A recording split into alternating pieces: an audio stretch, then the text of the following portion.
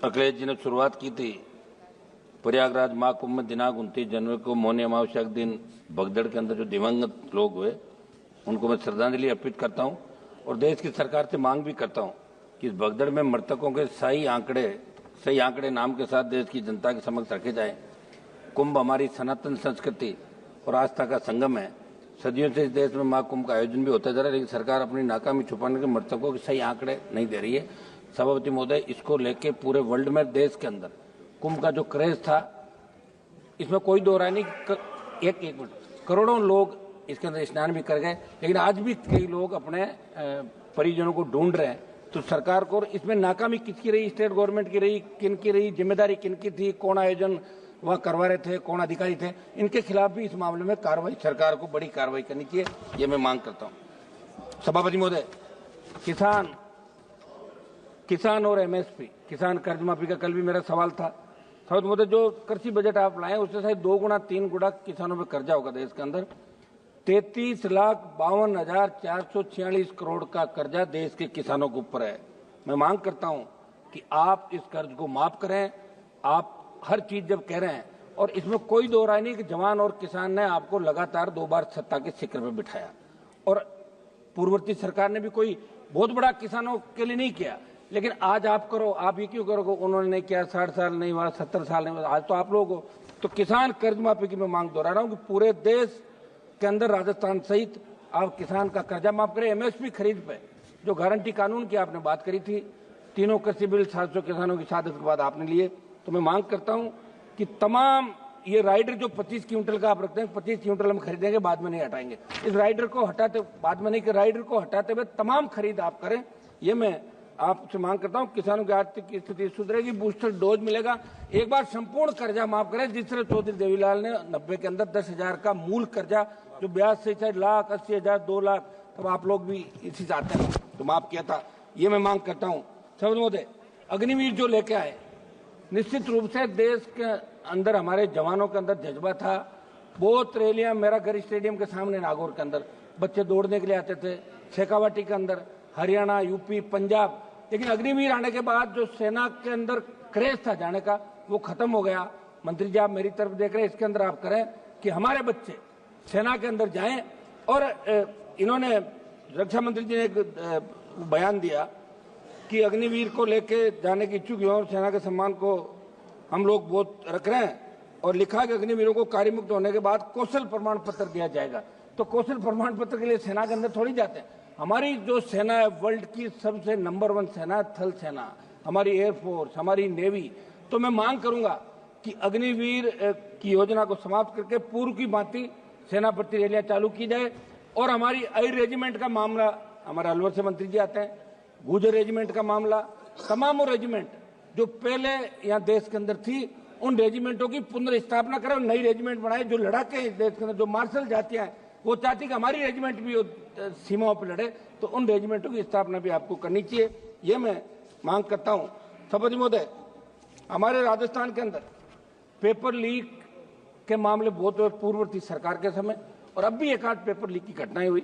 SI भर्ती जिसके अंदर आरपीएससी के एक सदस्य को पकड़ा और 50 ट्रेनी एसआई जेल के अंदर, उनमें कुछ की जमानत हो गई।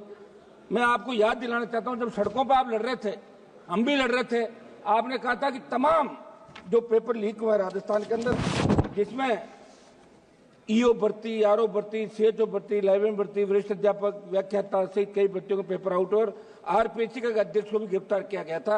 हाल ही में 2 आरपीएससी से तो गिरफ्तार किया, मगर आपकी सरकार पर्दे के पीछे बैठे मगरमच्छों को नहीं पकड़ पा रही है। एसओजी जा तो रही है, लेकिन उन लोगों को नहीं पकड़ पा रही है जिन्होंने पेपर लीक की घटनाओं को अंजाम दिया, और इसलिए नहीं पकड़ पा रही है कि अभी उपचुनाव के अंदर आपने उनको बुला के कहा कि हम आपको पकड़ रहे हैं, उन्होंने कहा पकड़ो मत, हम हमारी पार्टी की जमानत जब्त करा लेंगे, ये लो टिकट आपके हिसाब से, और 5 जगह जमानत जब्त करा ली कांग्रेस पार्टी ने।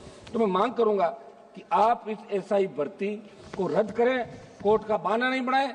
आपके नेताओं की डिमांड थी, स्वयं मुख्यमंत्री सड़कों पर कह रहे थे कि हमारी सरकार में तो हम एसआई भर्ती रद्द करेंगे। तमाम उन भर्तियों को जिनके लोगों को पकड़ा रद्द करके एक नया संदेश राजस्थान और देश के अंदर दें।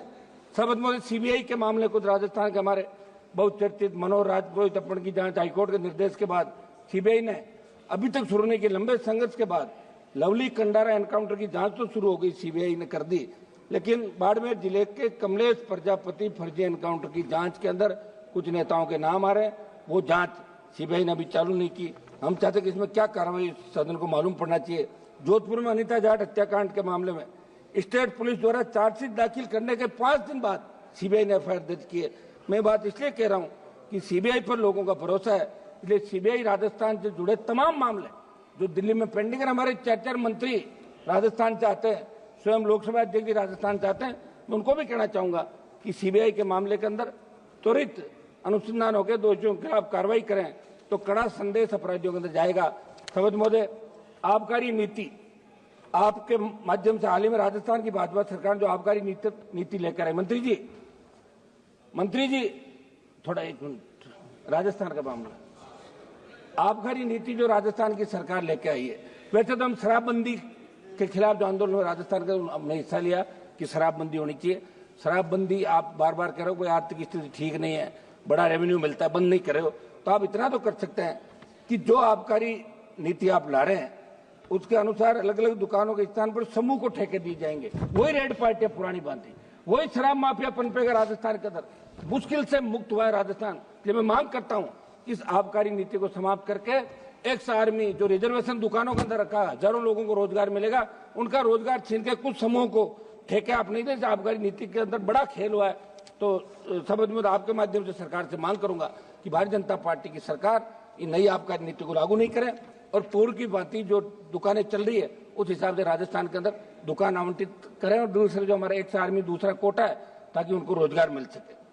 समझ महोदय, उत्तर प्रदेश के अंदर आबकारी नीति के अंदर बदलाव राजनाथ सिंह ने किया था, पहले भी वहां ऐसा चलता था और आपकी सरकार ने भी वहां दुकान देने का काम आपकी सरकार ने किया, इसलिए आप अपनी सरकार के उस निर्णय को बदलने का काम नहीं करें। समझ महोदय, निवेश के अंदर प्रधानमंत्री जी राजस्थान में विसर्जन राजस्थान नाम के कार्यक्रम का उद्घाटन किया। मैं आपके माध्यम से सदन को बताना चाहता हूं कि प्रदेश में उद्योगों से जुड़े निवेश लाने के लिए इस तरह का कार्यक्रम किया गया, अरबों रुपए खर्च करके इसका प्रचार किया। एक तरफ, दूसरी तरफ राजस्थान राइजिंग से प्रदेश में निवेश की तैयारियों के बीच 20% निर्यात घट गया। कारण यह कि भारत सरकार के कस्टम विभाग के बड़े अधिकारी ने राजस्थान में बार बार जांच आपत्तियों के नाम पर व्यापारियों को तंग करना शुरू कर दिया था। समझ महोदय, महंगाई के बारे में बताना चाहूंगा कि सरकार ने अभिभाषण में आत्मनिर्भर भारत और अर्थव्यवस्था के विकास की बात की, लेकिन जमीनी हकीकत कुछ हो रही है। महंगाई चरम पर, आम जनता की क्रय शक्ति लगातार घट रही है। खाद्य पदार्थों, ईंधन, रसोई गैस, दवाओं की कीमतें आसमान छू रही है। पेट्रोल डीजल के दामों में लगातार बढ़ोतरी हो रही है। 2014 से 24 के बीच अंतर्राष्ट्रीय बाजार के अंदर प्रति बैरल क्रूड ऑयल की कीमतें घटी थी, लेकिन आपने फिर भी 100 रुपए से ज्यादा पेट्रोल डीजल पे कीमत आप ले रहे हो, तो आम आदमी को आप राहत दें, वो आपका मतदाता है, ये मैं मांग करता हूं। समझ महोदय, फसल बीमा, सबसे बड़ा घोटाला फसल बीमा के अंदर हो रहा है।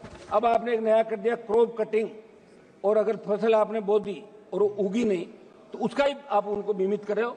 जो खड़ी फसल है उसको भी श्रेणी के अंदर लिया जाए और फसल बीमा कंपनियां जो है, हम दिशा की मीटिंग के अंदर बुलाते, दूसरे उसमें बुलाते, कोई आता ही नहीं, कोई सही जवाब नहीं देता।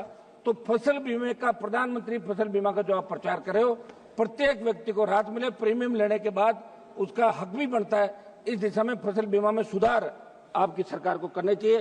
समझ महोदय, ये जो क्लेम कई लोग फर्जी तरीके से उठा रहे, एक रिपोर्ट के मुताबिक इन दिनों जिले के 8 मेरी गांव में 2000 खेतों का 300 करोड़ का क्लेम फर्जीवाड़े से उठा लिया। ये प्रधानमंत्री जी फसल बीमा योजना की सार्थकता का लाभ असली। एक मिनट साहब सुनो, 1 मिनट में समाप्त कर रहा हूँ सभापति जी, 1 मिनट सभापति जी, 1 मिनट, 1 मिनट, आधा मिनट, एक विषय हो रहा है मेरा, तो इस पे फसल बीमा पे नए सिरे से करें। एक विषय हमारा अलवर से मंत्री जी आ रहे हैं सर, मुख्यमंत्री जी को 1 मिनट साहब सभापति जी, आधा मिनट साहब, आधा मिनट सर, हम रात को 12 बजे तक कोरम पूरा करते हैं, ऐसे क्या कर रहे हो? आधा मिनट दे साहब। सभापति जी, अभी हमारे राजस्थान पुलिस के सहायक उप निरीक्षक स्वर्गीय सुरेंद्र कुमार चौधरी ने 11 दिसंबर 2024 को राजस्थान के मुख्यमंत्री महोदय के काफिले की सुरक्षा करते हुए एक गाड़ी तेज आ रही थी, प्राणों की आहुति दे दी। और अलवर से हमारे मंत्री जी आ रहे हैं, इनसे भी मिले, उपराष्ट्रपति से मिले, मुख्यमंत्री जी उनके घर पे भी गए। शहीद का दर्जा देना, उनके परिवार को आर्थिक परिलाभ देना, और नायब तहसीलदार की नौकरी तो मांग रहा है, कौन सा आप कलेक्टर बना रहे हो? पहले भी आपने बनाई राजस्थान के अंदर। ये किसान का बेटा है, सादत दी है और पूरे देश में संदेश। एक मिनट समाप्त तो करने, समाप्त तो करूँ नहीं, समाप्त 30 सेकंड समाप्त दे दिया हम आपको। लोग तो 15-15 20 मिनट भाषण झाड़ते हैं। नहीं, समाप्त नहीं, समय से समाप्त कर रहा हूँ, समाप्त तो करने दें मैडम। आप सभापति जी समाप्त करने दें, इस तरह मत करें साहब आप।